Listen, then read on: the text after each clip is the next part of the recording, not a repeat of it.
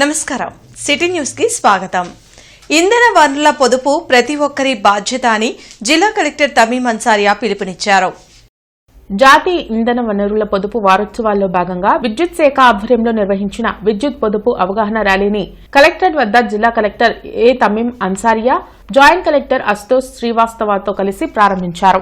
ఇంధన పరిరక్షణ, పొదుపు చిట్కాల ప్రచార పోస్టర్లను ఆవిష్కరించి ఇంధన వనరులను పొదుపు పాటిస్తామని, వృధాను అరికడతామని ప్రతిజ్ఞ చేయించారు. ఈ సందర్భంగా జిల్లా కలెక్టర్ మాట్లాడుతూ ఇంధన వనరుల పొదుపు పాటించడం వలన భవిష్యత్ తరాలకు ఇంధన భద్రత భరోసా కల్పించడం సాధ్యమవుతుంది అని అన్నారు. అదేవిధంగా ఏదైతే ఇప్పుడు రెన్యూవబుల్ సోర్స్ ఆఫ్ ఎనర్జీ ఇప్పుడు మన గవర్నమెంట్ లో మన గౌరవ ముఖ్యమంత్రి వర్యులు ఎక్కువ ఫోకస్ చేస్తున్నది సోలార్ ఎనర్జీ గురించి.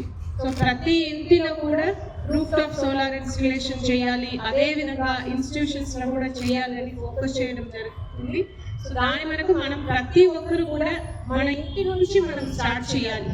సో మనము ఇలాంటి వారోత్సవాలు ఇవి అన్ని జరుపుకోవడానికి ముఖ్య ఉద్దేశం మనలో ఒక చేంజ్ అనేది రావాలి. ఒకటి మనం మిగతా వారికి ఒక ఎగ్జాంపుల్ గా ఉండాలి. మనం ఒకరిని చూసి మిగతా వారు కూడా ఫాలో చేస్తారు. సో మన నుంచి మార్పులు రావాలి, ప్రజలందరికీ కూడా ఒక అవగాహన అనేది కల్పించాలి. ఆ ఉద్దేశంతో ఇది జరుపుకుంటున్నాము.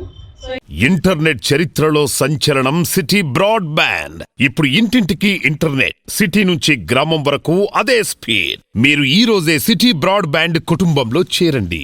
18వ రోజు ఎమ్మెల్యే భాష్యం ప్రవీణ్ 100 రోజులు 100 గ్రామాల పర్యటన నిర్వహించారు. పెదకూరుపాడు మండలం అబ్బురాజుపాలెంలో ఈ కార్యక్రమాన్ని నిర్వహించారు. అమరావతి మైనర్ కాల్వ చివర అబ్బరాజుపాలెం నుంచి జలాలపురం వరకు ఉన్న భూములకు నీరు అందించాలని రైతులు ఎమ్మెల్యేని కోరారు. నీటిపారుదల శాఖ అధికారులతో ఎమ్మెల్యే మాట్లాడి సమస్యను పరిష్కరించారు.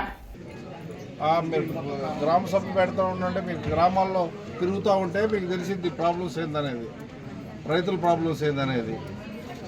అప్పుడప్పుడు గ్రామాల్లో కూడా తిరుగుతూ ఉండండి, వీళ్ళు చెప్పే సమస్యలు ఇమీడియట్లీ సాల్వ్ చేయండి, లష్కర్ను పెట్టండి, ఇంకోసారి ప్రాబ్లం రాకూడదు. శంకర్ విలాస్ ఫ్లైఓవర్ వద్ద తెలుగుదేశం పార్టీ శ్రేణులు ప్రదర్శన నిర్వహించాయి. ఈ సందర్భంగా టీడీపీ శ్రేణులు అభివృద్ధిని అడ్డుకునేందుకు వైసీపీ నేతలు ప్రయత్నిస్తున్నారని విమర్శలు చేశారు.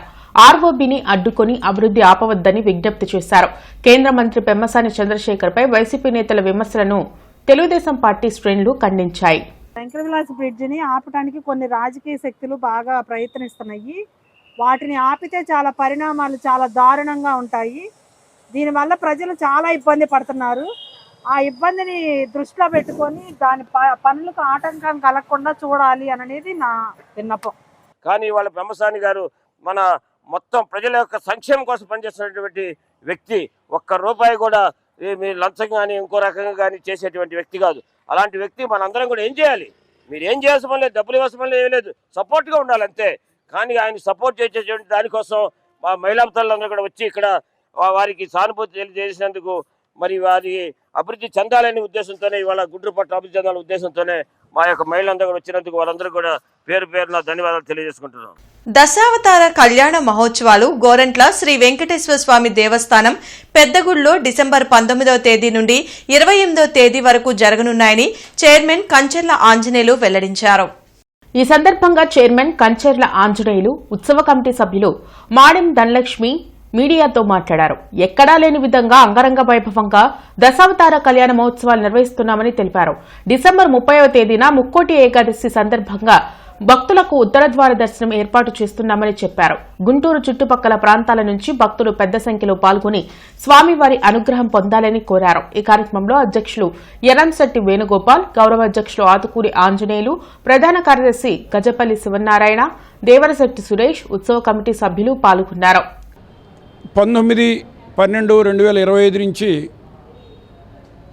15/1/2026 వరకు రెగ్యులర్గా ఉదయం నుంచి సాయంత్రం వరకు ప్రతిరోజు రకరకాల ఫంక్షన్స్, వాయిద్యాలతో కూడుకొని ఉంటుంది.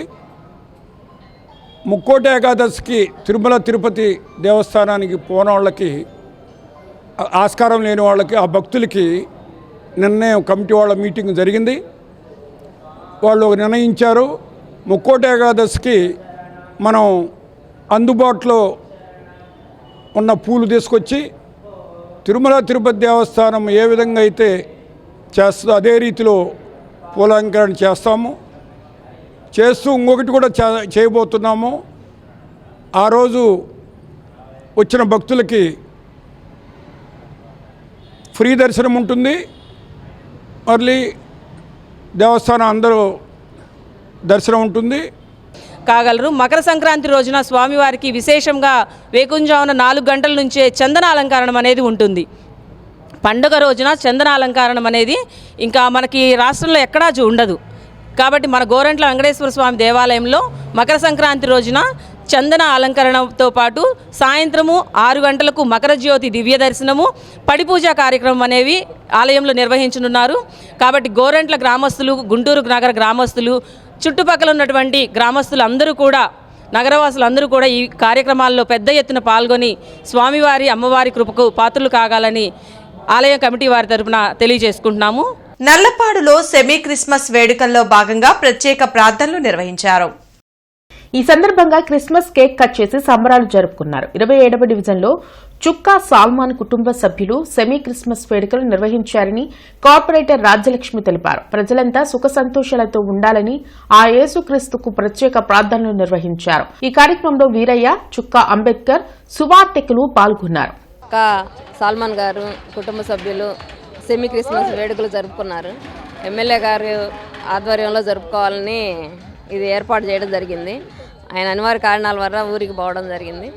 ఆయన లేకపోవడం ఒక లోటుగా ఉంది. ఇక్కడైతే గ్రాండ్గా సెలబ్రేషన్ చేసినందుకు వీరయ్య గారికి, అంబేద్కర్ గారికి చాలా ధన్యవాదాలు. సెమీ క్రిస్మస్ శుభాకాంక్షలు తెలియజేస్తున్నాను నల్లపాడు ప్రజలందరికీ. ఇంటర్నెట్ చరిత్రలో సంచలనం సిటీ బ్రాడ్బ్యాండ్. ఇప్పుడు ఇంటింటికి ఇంటర్నెట్, సిటీ నుంచి గ్రామం వరకు అదే స్పీడ్. మీరు ఈ రోజే సిటీ బ్రాడ్బ్యాండ్ కుటుంబంలో చేరండి. అవగాహన రాహిత్యంతో అంబటి రాంబాబు మంత్రి పెమ్మసాని చంద్రశేఖర్ పై అవాకులు చెవాకులు పేలుతున్నారని జనసేన జిల్లా అధ్యక్షులు గాదే వెంకటేశ్వరరావు ఎద్దేవా చేశారు. గుంటూరు అభివృద్ది కోసం మంత్రి పెమ్మసాని చంద్రశేఖర్ అహర్నిశలు కృషి చేస్తున్నారని వెల్లడించారు. దానిలో భాగంగానే నగర ప్రజలు ఎదుర్కొంటున్న ట్రాఫిక్ కష్టాలను తొలగించేందుకు 4 లేన్ల శంకర విలాస్ ఆర్ఓబీ నిర్మాణం చేపట్టారని గుర్తు చేశారు. కానీ రైల్వే అనుమతులు లేకుండా రైల్వే ఆర్ఓబీ నిర్మాణం చేపట్టారని మాజీ మంత్రి అంబటి రాంబాబు అనడం విడ్డూరంగా ఉందన్నారు. గత ప్రభుత్వం గుంటూరు అభివృద్దిని మూలన పడేసిందని ధ్వజమెత్తారు. మంచి చేయాలనుకున్నప్పుడు నలుగురు నడికి చేస్తారు. ఇవాళ జరిగింది కూడా అదే. అవగాహన ఆయనకు కాదు, నేను అవగాహన లేని మాటలు మాట్లాడుతూ నువ్వు రైల్వే పర్మిషన్ లేకుండా బ్రిడ్జిని పడగొట్టారంట. రైల్వే పర్మిషన్ లేకుండా బ్రిడ్జి అట్లా కడతారా? శంకుస్థాపన జరుగుతుందా? ఆ మాత్రం అవగాహన లేనటువంటి నువ్వు వచ్చి ఎదుటి వాళ్ళని అవగాహన లేదు అని మాట్లాడతారు రాంబాబు గారు. ఇంతకంటే సిగ్గుమాలని మాట ఏమైనా ఉంటుంది ఇంకా? అంటే ఒకట్లా అఫ్కోర్స్ మనకు అసలు సిగ్గు అంటే తెలియదు కదా.